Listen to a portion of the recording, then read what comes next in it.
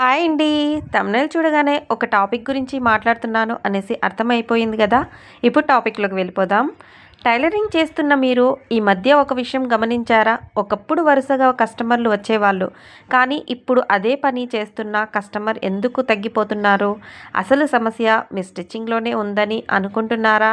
అయితే ఈ వీడియో మధ్యలో ఆపకుండా చివరి వరకు చూడండి. ఎందుకంటే కస్టమర్లు తగ్గడానికి మనం అనుకోని కొన్ని కారణాలు ఉంటాయి. నాకు కూడా ఇవి చాలా ఆలస్యంగా అర్థమైంది.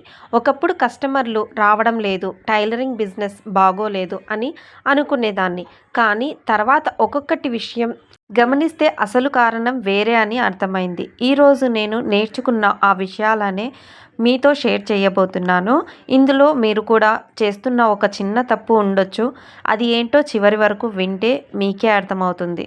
మొదటగా మనం అర్థం చేసుకోవాల్సిన విషయం ఏంటంటే కస్టమర్లు తగ్గిపోతారని వెంటనే నా పని బాగోలేదు అని నిర్ణయించుకోకండి. కొన్నిసార్లు మన పని బాగానే ఉంటుంది, కానీ మనం కస్టమర్కి కనిపించడం ఆపేస్తాం. ఇదే మొదటి కారణం. మన దగ్గర పని ఉంది, బాగా కుడుతున్నాం, కానీ మనం చేస్తున్న పనిని ఎవరికి చూపించడం లేదు. ఒకప్పుడు వచ్చిన కస్టమర్లే మళ్ళీ వస్తారని ఎదురు చూస్తూ ఉంటాం, కానీ కొత్త కస్టమర్లు మన గురించి ఎలా తెలుసుకుంటారు? అందుకే మనం చేసిన మంచి బ్లౌజ్ అయినా, ఫ్రాక్ అయినా, మంచి డిజైన్ అయినా ఫోటో తీసి పెట్టాలి, వీడియో చేయాలి, వాట్సాప్ స్టేటస్లో పెట్టాలి, ఇన్స్టాగ్రామ్లో పెట్టాలి, యూట్యూబ్లో చూపించాలి. మన పని కనిపించకపోతే మనం ఎంత బాగా కుట్టినా కొత్త కస్టమర్కి మన గురించి తెలియదు. మనం చాలా సంవత్సరాలుగా అదే డిజైన్లు చేస్తూ ఉండిపోవడం.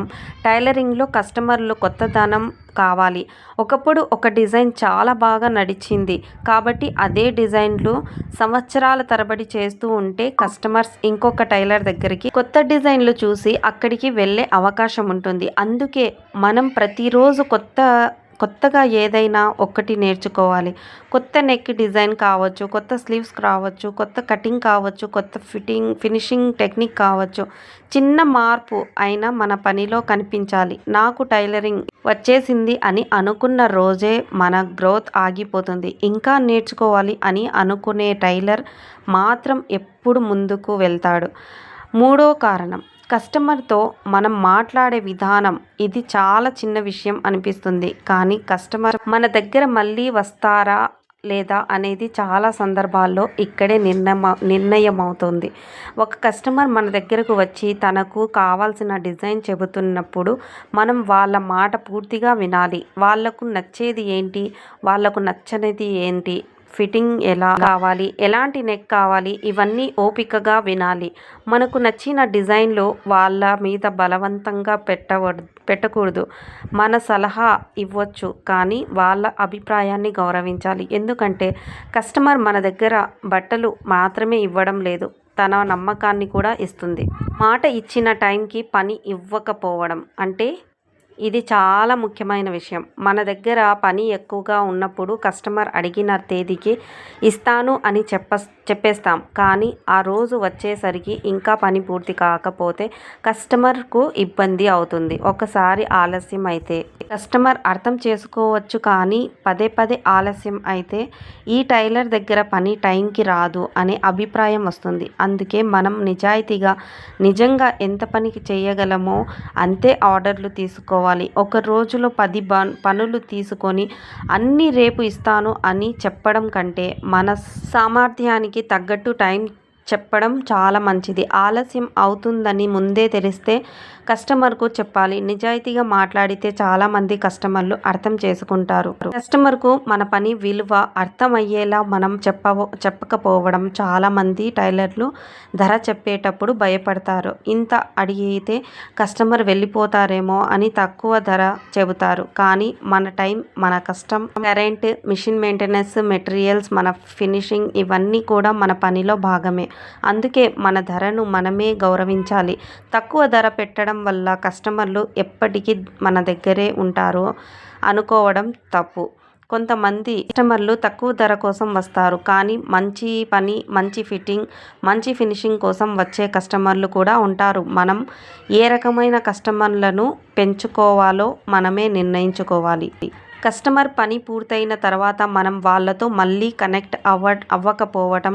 ఒక కస్టమర్ బ్లౌజ్ వెళ్ళారు అంతే, తర్వాత మనం వాళ్ళతో ఎలాంటి మెసేజ్ చెయ్యం, కొత్త డిజైన్ వచ్చినా చెప్పం, మన కొత్త పనులు చూపించం. ఇలా చేస్తే వాళ్ళకు మనం గుర్తుండకపోవచ్చు. అందుకే అప్పుడప్పుడు మన కొత్త డిజైన్లు వాట్సాప్ స్టేటస్లో పెట్టండి, అక్క కొత్త డిజైన్లు వచ్చాయి అని చెప్పండి. కానీ ప్రతిరోజు ఇబ్బంది పెట్టేలా కాదు, మన పని గురించి వాళ్లకు గుర్తుండేలా చేయాలి. కస్టమర్ మనల్ని మర్చిపోకుండా ఉండడం కూడా బిజినెస్ చాలా ముఖ్యం.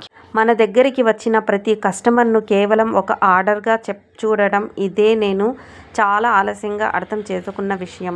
ఒక కస్టమర్ మన దగ్గరకు వచ్చారు అంటే వాళ్ళు ఒక్కరే కాదు, వాళ్లకు అక్క ఉండొచ్చు, చెల్లి ఉండొచ్చు, ఫ్రెండ్స్ ఉండొచ్చు, పక్కింటి వాళ్ళు ఉండొచ్చు. మన పని నచ్చితే వాళ్ళు మన గురించి ఇంకొకరికి చెప్తారు.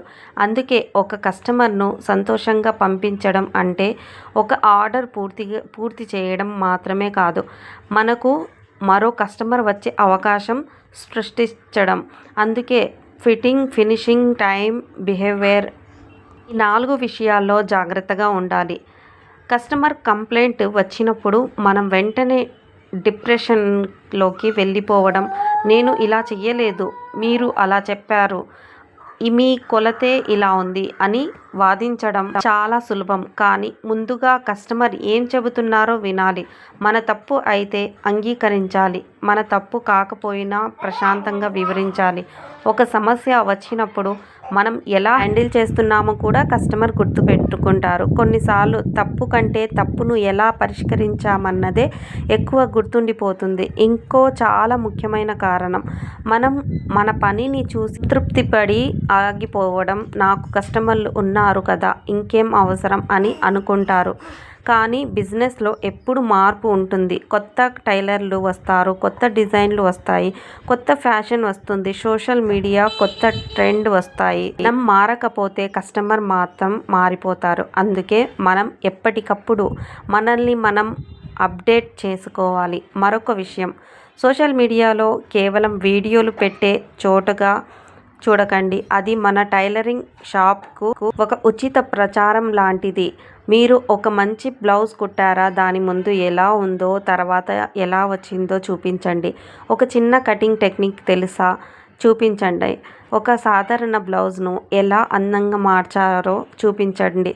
కస్టమర్ ముఖం లేదా వ్యక్తిగత వివరాలు చూపించాల్సిన అవసరం లేదు, మీ పని కనిపిస్తే చాలు. ఒక వీడియో చూసిన వ్యక్తి రేపు మీ కస్టమర్ కావచ్చు, మనకు తెలియదు కదా. మనం పెట్టిన ఒక చిన్న వీడియో ఎక్కడికి వెళ్తుందో.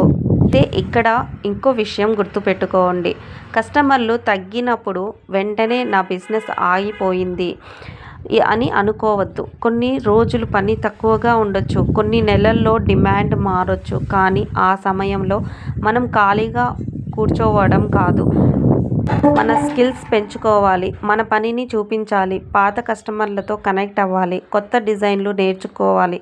మన ధరలు మరియు మన పని విధానం ఒకసారి పరిశీలించాలి. నిజానికి కస్టమర్ తగ్గడం అనేది కొన్నిసార్లు ఒక హెచ్చరిక మాత్రమే. ఇక్కడ ఏదో మార్చాల్సి ఉంది అని మన బిజినెస్ మనకు చెబుతున్నట్టే. కస్టమర్లు తగ్గారని బాధపడటం కంటే అసలు ఎందుకు తగ్గారు అని మనల్ని మనం ప్రశ్నించాలి. నా పని ఫినిషింగ్ ఎలా ఉంది, నేను టైంకి ఇస్తున్నానా, నా ప్రవర్తన ఎలా ఉంది, నా ధర సరైనదేనా, నేను కొత్తగా ఏమైనా నేర్చుకుంటున్నానా, నా పని సోషల్ మీడియాలో కనిపిస్తుందా, పాత కస్టమర్లు నేను కనెక్ట్లో ఉన్నానా. ఈ ప్రశ్నలకు నిజాయితీగా సమాధానం చెప్పుకుంటే మన బిజినెస్లో ఎక్కడ సమస్య ఉందో మనకే అర్థమవుతుంది. మరి చివరగా నేను చెప్పాలనుకున్నది ఒక్కటే, కస్టమర్లు తగ్గడం అంటే టైలరింగ్లో మీకు భవిష్యత్తు లేదని కాదు, మీ దగ్గర ఉన్న స్కిల్ను మరింత విలువైనదిగా మార్చుకోవాల్సిన సమయం వచ్చిందని అర్థం. మనం బట్టను కట్ చేస్తాం, స్టిచ్ చేస్తాం, ఒక అందమైన డ్రెస్గా మార్చుతాం. అదేవిధంగా మన బిజినెస్లో కూడా ఏది పని చేయడం లేదో కట్ చేసి, ఏది అవసరమో జోడించి మనకు నచ్చిన స్థాయికి మన బిజినెస్ను తయారు చేసుకోవాలి.